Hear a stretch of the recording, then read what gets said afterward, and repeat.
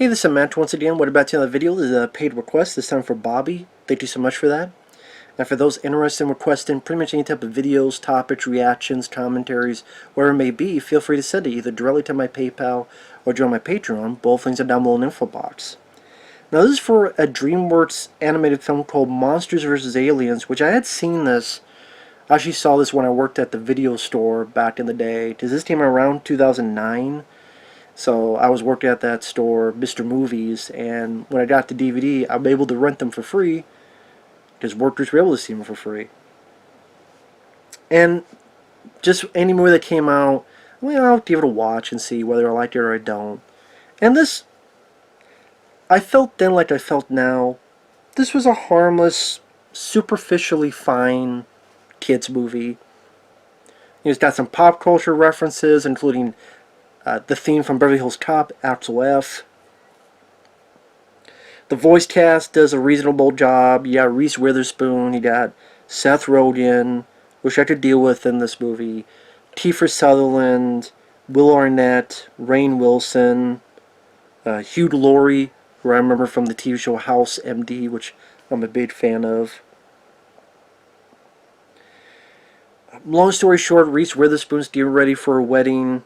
A piece of a meteorite falls onto her, but she survives. And during the wedding, she becomes like 50 feet tall, and her hair turns white. The military comes in, they capture her. Kiefer Sutherland, he from the original Young Guns and Young Guns, the original Flatliners, TV show 24. He plays the general. Has her locked up with these other monsters. You have Seth Rogen as Bob, B-O-B. That's just, it's a blue blob who's very, very stupid. Hugh, Laurie is this cockroach scientist that changed, kind of like The Fly, where he was testing on something, got into a tube like The Fly, came out, was his roach, but he's a very smart scientist. Will Arnett is the missing link, who's this lizard creature from the Black Lagoon type of creature who's very macho. It's trying to be an ode to 50s movies, like The Blob, The Fly, Creature from the Black Lagoon, Attack of the 50-Foot Woman. Trying to be that love letter to sci-fi 50s movies. There's also like a big, as they call it, Insectosaurus. This big creature, big eyes, doesn't say anything, makes noises, but it seems very friendly.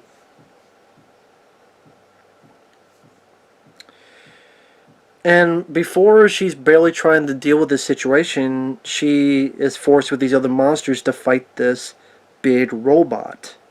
Now the big robot was sent down by these aliens led by Rainn Wilson because they want that piece of the...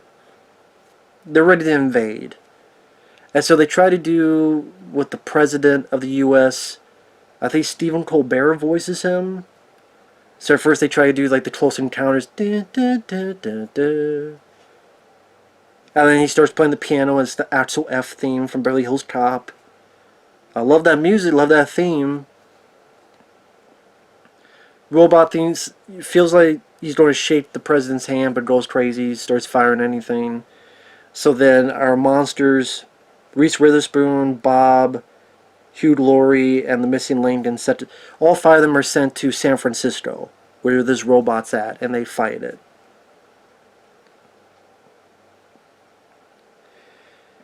Now, like I said, the voices are fine. It didn't bother me at all. The designs of the characters, the humor.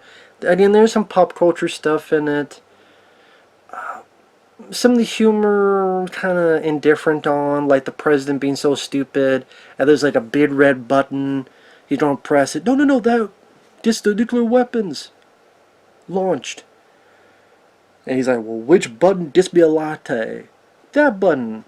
And right next to it is another huge red button that looks the same as the others. Who's the idiot that designed this? You did, sir. Oh. Take that for what you will on the humor. I'm like, okay. It feels like, in a weird way, even when I first saw it, it felt like not much happened. There's not really much to the characters. There's really not much to the story. It's this one chase scene in San Francisco where Reese Witherspoon gets these cars using them as roller skates. They're on the Golden Gate Bridge. She's holding it off so the cars can get by. Hugh Laurie gets in, but then he fucks up, and the eyes of the robot hypnotize the big Insectosaurus creature. The missing link tries to fight, but he gets knocked out. Bob eats some dividers so the cars can get by. She pushes it off after the people are saved, and part of the bridge falls and cuts it in half. Which you do find funny that missiles couldn't do jack shit to this thing, but the bridge could. The bridge is out! As someone's doing some construction. Thanks for doing construction while I do the review, but oh well. Keep on knocking, but you can't come in. So I apologize for if you hear that noise. Now, again, Seth Rogen's Bob, he got some chuckles out of me. I gotta be fair, as much as I don't like Seth Rogen, I gotta be fair on that. With some of his stupidity. Like, he tries to hit on this thing and it's just a jello. Some of the stuff he says, the way they animate his body, like, the way he makes his eyeball out. The way the whole blob thing works. There's some decent animation bits in there. Hugh Laurie, I got some fun out of. Having a lot of fun as this mad scientist who talks calm a lot, but at times he'll have this crazy laughter.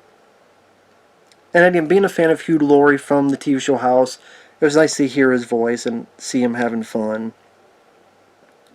Will Arnett was fine as the missing link, the creature from the Black Lagoon looking thing. The most you get out of the characters is that they try to go back to Reese Witherspoon's family, and the rest run away and are afraid. And her fiance wants nothing to do with her because I can't have someone outshine me in my career.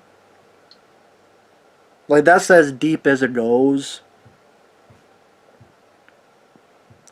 One thing leads to another. Rainn Wilson, the aliens kidnap her, abduct her.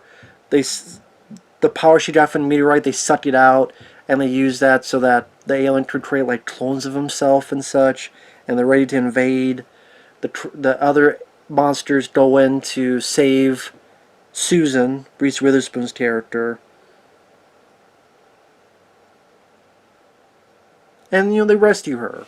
Bob's eating and puking out each of the clones. Will Arnett's character is fighting them. In order to do the self-destruct, there's like a pad that looks like, remember those Simon Says things back in the day? If you don't know what I mean, look up Simon Says, the toy. But Hugh Laurie's character is dancing on it because he has a PhD in dance. See, that's the type of humor you have in this. And like I said, it's not the worst movie I've seen. It really isn't. The animation was fine. The voice acting was more than serviceable. The character Bob, considering Seth Rogen, he didn't really get on my nerves as much as other characters he's played. And I think because of his even though he's so stupid, he's always seemingly so happy and looking forward to the next bit. A little bit of a joyful character.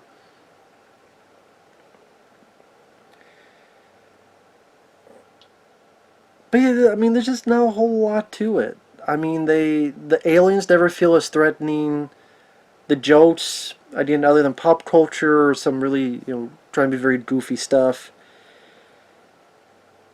like I said, it's superficially fine. I mean, when you look at other, like if you look at Pixar films like Wall-E or Finding Nemo, it's nowhere near up to that.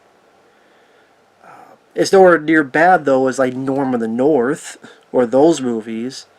So that means it's fine.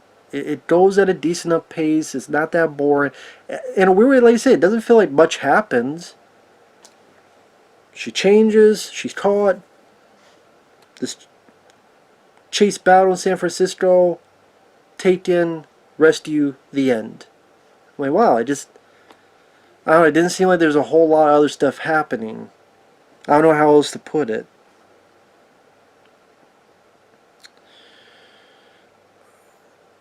She gets the power to be tall again so she can rescue her friends. They get out of there. The ship self-destructs. You already know what the moral of the story is before the movie even began. It's be true to yourself. Don't be sad about who you are. Be proud of who and what you are. Yeah, did you see that coming a mile away? Like I said, I mean, other than maybe there's some of the monsters like Hugh, Laurie, Scientist, and Bob, having some fun entertainment value and their reactions and some stuff that happens. It's like I said, just fine. There's nothing remarkable about it. I mean, the DreamWorks had a bit of hype to it because there was a TV show that lasted, I think, one or two seasons, and I think there's these little short films that came out, but they never did a sequel. So I don't know how. I think it did okay at the box office, but there's never a sequel to this. So maybe that kind of shows you just they didn't really feel like there was any need to make a sequel and continue the franchise too much. Because I mean, they made sequels to Monster. Well, Finding the. Well, I mean, Wall-E is really good, and they didn't do a sequel. Not that it's needed, so maybe they figure. But it does set itself up as a sequel because the general says, "We have another mission for you, monsters," and they go off, and the movie ends. It's one of those films that's hard to talk about because I don't really know what to talk about. Like the idea in the animation, had no big issues with. I said the voices I didn't really have a lot of big issues with. The characters, Susan was fine. Like I said, Bob, I guess you say he was the most memorable part of the movie. Like I said, I got kicked out of Hugh Laurie because I'm a fan of him as an actor. Will Arnett's character, to me, you could have easily just not had him in the movie. Because I don't think the Missing Link really made that big of an impression to me. Kiefer Sutherland is bellowing because I'm a general, so I'm bellowing. It's just bellowing. The music, I really don't remember. Other than the Axel F theme, I don't remember the score of the film. That's one of those that if you have kids and you see this somewhere pop up on your, I don't know if it'd be Netflix, whatever the hell it'd be, it's harmless. You could watch it. There's really nothing. I don't remember a lot of fart, puke jokes, any of that nature in it that would seem offensive to some people and parents. Like I said, it's fine and serviceable and meh. Like, watching it, it was an easy watch. But then after it was done, it's like, not going to remember a whole lot about it. Because, yeah, I know I saw this in 2009, or when it came out 2009, 2010 on DVD, I should say. I didn't remember much about it, and I'm sure by next week I'm not going to remember much about it again, so it is what it is. With that said, thanks for watching, take care, we'll see you guys later. Bye-bye.